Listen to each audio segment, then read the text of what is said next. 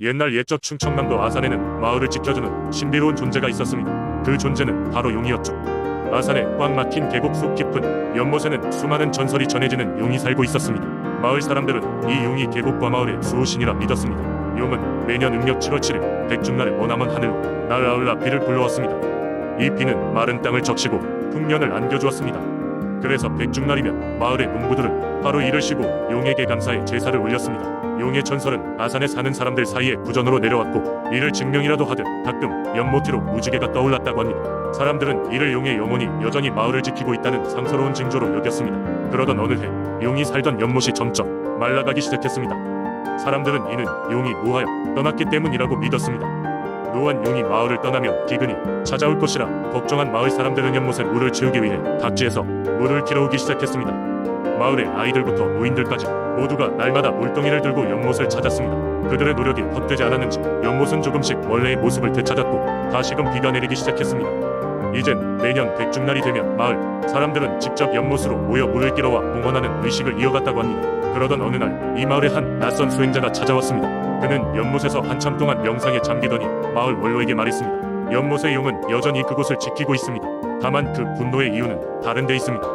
마을 사람들이 서로 사랑하고 화합하지 않으면 수호신은 기뻐하지 않을 것입니다. 마을 사람들은 이 말을 듣고 서로에 대한 믿음과 사랑을 다시금 되새겼습니다. 그들은 언쟁을 멈추고 서로 돕고 배려하며 생활하기 시작했습니다. 그리고 그 해에 빛나는 무지개는 단지 하늘 위에만 있는 것이 아닌 마을 사람들의 마음속에서도 떠올랐다고 전해집니다. 이후로도 아산은 여전히 용의 전설을 간직한 채 발전을 이루었고, 그 심오한 가르침은 오늘날까지 이어지고 있다고 합니다. 두 번째 이야기. 옛날 옛적 조용하고 깊은 산속 마을에는 산신령의 전설이 전해져 내려오고 있었다.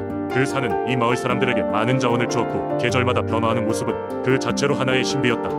마을 사람들은 산신령에게 항상 감사의 마음을 가지고 있었으며, 특히 해마다 첫 번째 눈이 내리는 날에는 산신제를 지내고 있었다.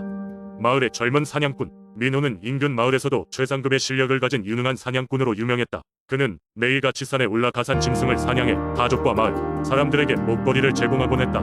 어느 날 민호는 평소와 다르게 이전에 와보지 못한 깊은 숲속으로 들어가게 되었다. 그곳은 마을 어르신들이 절대 가서는 안 되는 금지된 장소로 알려져 있었다. 민호는 그날따라 왜인지 알 수 없는 끌림에 이끌려 그 금지된 숲에 발을 들였다. 깊이를 알 수 없는 숲속은 신비롭고 무서운 느낌을 동시에 주었다. 민호는 자신도 모르게 점점 더 숲속 깊은 곳으로 걸어갔다. 그러다 문득 이상한 광경을 목격했다.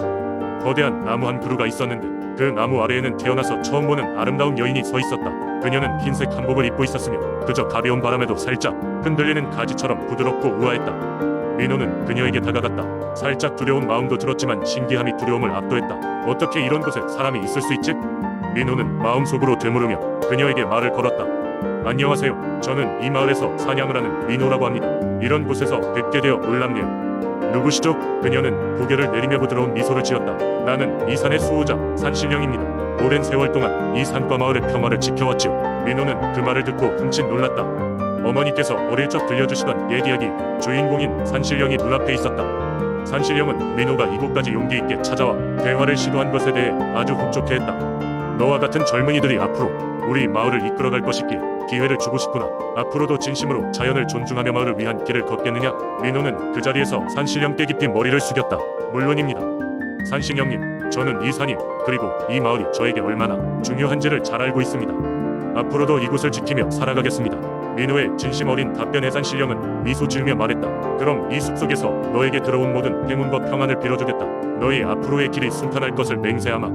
민호는 그 이후로도 산을 오를 때마다 산신령의 존재를 마음속에 새기며 마을 사람들과 자연을 위한 길을 걷고자 노력했다. 그리고 몇 년이 지난 후 민호는 마을의 어른이 되어 산신제를 이끌었고, 마을의 청년들에게도 자연을 존중하며 살아가야 함을 가르쳤다. 이렇게 민호와 산신령의 만남 이야기는 세대를 이어 마을 사람들 사이에서 전해 내려왔고, 이 산은 언제나 마을을 품으며 그 존재감을 이어갔다. 세 번째 이야기. 오래전 논산의 한 마을 연못은 아름드리 나무들 사이에 평화롭고 조용하게 자리 잡고 있었다.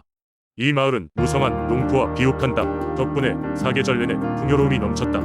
하지만 그 행복한 일상 뒤에는 위험한 전설이 숨어 있었다. 마을 언덕 위에는 거대한 바위가 하나 있었고, 그 바위는 바위 할머니라 불리며 마을 사람들 사이 공포와 경외의 대상이 되었다. 바위 할머니는 마을의 수호신으로 불리지만 그녀의 전설은 다소 무섭다. 어느 날 마을이 불길한 병과 재해로 얼룩졌을 때 이 바위는 갑자기 형태를 바꾸며 무고한 사람들을 속박했다고 한다. 수없이 많은 날을 무서움과 불안 속에 지내던 마을 사람들은 매일 바위 할머니에게 기도를 올렸다. 그리고 하루는 초가을, 마을의 가장 선량한 노파가 우세솥에 물을 가득 담아 바위 아래에서 기도를 드리던 중 바위가 깨어났다. 그 순간 바위가 말을 하였고 노파를 포함한 마을 사람들은 모두 놀라움을 감추지 못했다. 엄숙하고도 느리게 울려 퍼지는 목소리로 바위 할머니는 자신이 마을의 부대 신령이며 마을 사람들을 지켜주기 위해 이곳에 남아있다고 설명했다. 그러나 마을 사람들이 그녀를 잊고 존중하지 않으면 그녀는 그들의 보호자가 아닌 벌을 내리는 존재가 될 것이라 경고했다. 그러면서 바위 할머니는 노파에게 마을의 지도자로서 자신이 한 가지 제안을 하겠다고 알렸다. 그것은 바로 매년 초봄 첫 번째 보름날에 마을 사람들이 바위에서 열리는 축제에 참여하여 그녀에게 감사의 마음을 전하고 마을의 평안을 계속해서 기원하는 것이었다.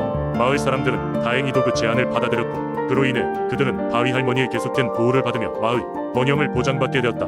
시간이 흘러 이 전통은 마을의 중요한 명절이 되었다.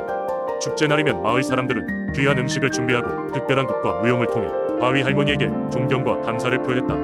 이런 방식으로 마을은 매년 안녕과 풍요로움을 기원하며 눈산의 연못은 그 특유의 조화로운 분위기와 번영을 이어갔다. 바위 할머니는 그 후로도 수세기 동안 마을의 수호신으로 남아 마을 사람들을 보살피고 그녀의 이름은 전설처럼 마을의 역사를 장식하게 되었다. 네 번째 이야기. 옛날 충주에는 신비로운 기운을 지닌 백제금 동대향로라는 물건이 있었다. 이 향로는 마치 살아있는 생명체처럼 충주 땅을 지키고 이 지역의 평화와 번영을 기원하는 신성한 존재로 여겨졌다. 사람들은 이 향로를 충주의 수호신으로 여겨 중요한 의식이나 행사 때마다 이 향로를 중심으로 많은 의식을 거행하곤 했다. 한때 충주는 역경 속에 놓여 있었다. 비가 내리지 않아 농작물이 자라지 않고 마을 사람들은 굶주림에 시달리게 되었다. 심지어 전염병까지 돌면서 사람들은 더욱 고통 속에 빠져들었다. 마을 원로들은 이 모든 불행이 신들의 분노 때문이라 믿었고 이를 풀기 위해 백제금 동대향로에게 도움을 청하기로 했다. 그리하여 마을 사람들은 모든 식량을 모아 큰 제단을 마련하고 정성껏 음식을 바친 후 백제금 동대향로 앞에서 기도하기 시작했다. 기도는 며칠 동안 계속되었고 사람들은 자신들의 모든 죄를 뉘우치고 새로운 시작을 결심했다. 그들의 간절한 마음이 전해졌는지 며칠 후 하늘에서는 드디어 비가 내리기 시작했다. 사람들은 다시금 논밭을 경작할 수 있게 됐고 전염병도 서서히 물러갔다. 마을은 다시 활기를 되찾았고 사람들은 이를 모두 향로의 신비로운 힘 덕분으로 여겼다. 그 후로 마을에서는 매년 백제금동대향로를 기리는 축제를 열어 향로 앞에서 감사의 춤과 노래를 바치며 평화와 번영을 기원했다. 한 세월이 흐른 후 다른 나라의 군대가 충주를 침략하려 했던 적도 있었다. 그러나 신기하게도 그들이 마을에 접근한 때마다 묘한 안개가 피어올랐고 길을 잃어 다시금 물러가고 말았다. 마을 사람들은 이것 또한 향로의 보호 때문이라고 믿었다. 오늘날에도 충주의 백제금동대향로는 사람들에게 단순한 유물 아니라 한 지역의 신앙과 전통을 상징하는 중요한 존재로 남아있다. 많은 사람들이 이 향로를 보기 위해 충주를 찾으며 그 신비로운 이야기를 전해 듣고는 한다. 그들은 이 고귀한 향로가 담고 있는 신비와 역사를 경험하면서 인간 삶의 즐거움을 어떻게 넘어서야 하는지를 배우고 있다. 다섯 번째 이야기. 옛날 강원도 영월의 깊은 산골 마을에는 해마다 무더운 여름 유난히 긴 가뭄이 찾아오곤 했습니다. 사람들은 하늘을 바라보며 비가 내리기를 간절히 바랐지만 목마른 대지는 그들이 갈구하는 비를 허락하지 않았습니다. 매해 반복되는 가뭄 속에서 마을 사람들은 점차 지쳐갔습니다. 그렇게 몇 해가 지나 한여름밤 마을의 어르신들은 천막을 치고 모여 가뭄을 해결할 방법을 논의하고 있었습니다. 그때 한 노인이 자리에서 일어나 말했습니다. 오늘 밤은 드높은 달빛이 비추고 있습니다. 이럴 때일수록 우리 마을의 수호신 달령에게 기도를 드려야 합니다. 사람들은 그 말을 듣고야 하며 서로의 얼굴을 바라보았지만 가슴 깊은 곳에서는 노인의 믿음을 존중하기로 했습니다. 그날 밤 마을 사람들은 모두 달빛 아래에 모여 희망을 담아 기도를 올리기 시작했습니다. 달령은 이 마을에 전해 내려오는 고대의 수호신으로 옛 기록에 따르면 사람들에게 종종 봄을 통해 은혜를 베풀었다고 했습니다. 사람들은 두 손을 모아 간절히 기도했고 어느 순간 조용했던 밤하늘에는 순한 바람이 불기 시작했습니다. 그렇게 시간이 지나 새벽이 되고 마을은 완전한 침묵에 잠겼습니다. 하지만 첫 번째 햇살이 마을을 비추기 직전 놀랍게도 하늘에서 부드러운 비가 내리기 시작했습니다. 마치 하늘이 마을 사람들의 기도를 들은 듯 비는 시원하고 강하게 내려말라 비틀어졌던 땅을 적시기 시작했습니다. 마을 사람들은 그 놀라운 광경에 환호하며 각자의 집으로 돌아가 비를 맞으며 기뻐했습니다. 그 이후로 마을에서는 달령의 은혜를 기리는 작은 축제가 매년 여름밤에 열리게 되었고 사람들은 수호신의 은총을 믿으며 매년 무탈하게 지낼 수 있었습니다. 이렇게 영월의 민속 신앙 달령은 오랜 세월 동안 마을 사람들에게 희망과 안식을 가져다 주었습니다. 이 전설은 지금까지도 영월의 한 구석에서 소중하게 전해져 내려오고 있습니다. 그 시절의 사람들은 그저 단순한 기도를 넘어서 자연과 신령에 대한 존중과 믿음을 통해 삶의 문제를 해결해 나갔던 것입니다. 달빛 아래에서 불러냈던 작은 기적들은 그들의 삶 속에 오래도록 기억될 것입니다.